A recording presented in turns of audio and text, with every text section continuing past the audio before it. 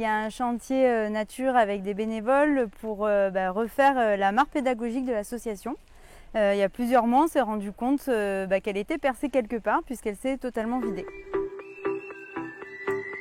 Une fois que tout le monde est au complet, aujourd'hui on est 8, on s'est mis à déblayer un petit peu le fond de la mare, vu que c'est une mare artificielle, donc il y a une bâche à la base en caoutchouc. Donc on a enlevé le tas de feuilles, l'eau qui restait, on a écopé pour enlever au maximum, on a enlevé la bâche. Ensuite, on a un petit peu reprofilé la mare, donc recreusé par endroits pour qu'il puisse y avoir des pentes douces, alterner les pentes douces, des escaliers, pour qu'il y ait de la diversité en termes de faune et de flore qui s'installent. Une fois qu'on a reprofilé la mare, on a également un petit peu ouvert le milieu, puisque c'est une mare qui est entourée d'arbres, qui avait commencé à prendre pas mal d'ampleur et qui du coup apportait un peu trop d'ombre en fait sur la mare. Donc on a élagué, on a enlevé pas mal de branches pour apporter de la lumière. Et puis là cet après-midi on va tout simplement réinstaller un géotextile et puis remettre la bâche en caoutchouc.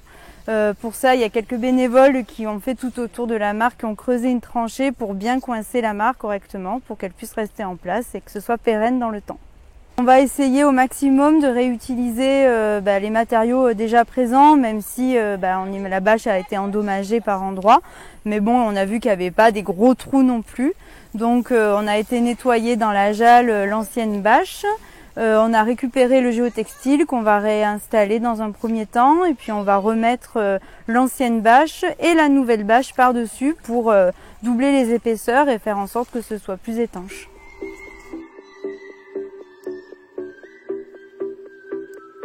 C'est extrêmement convivial, comme toujours, avec Sistude Nature. Hein.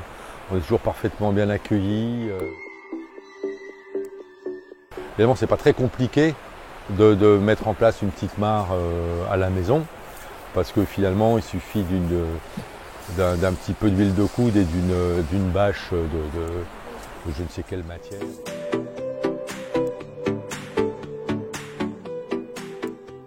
Peu importe en fait la profondeur que vous allez choisir de faire, il faut réussir à faire un relief en pente douce.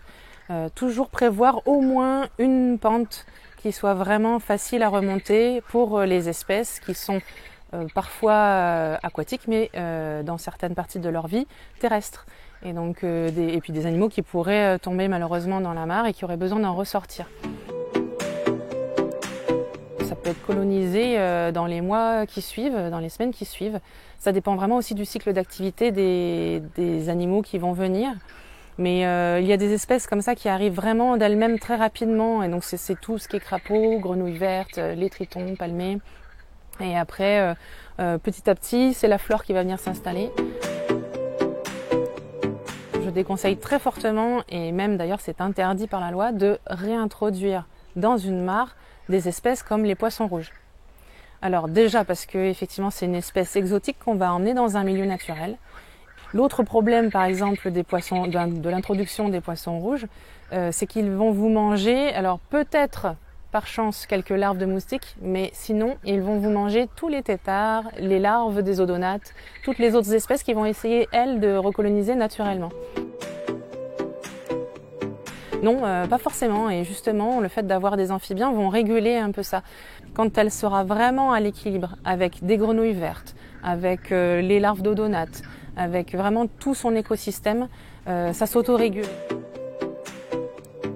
La mare c'est vraiment tout bonus pour la biodiversité. Parce que justement c'est un écrin de nature, ça va être le retour de la vie, que ce soit végétale ou animale.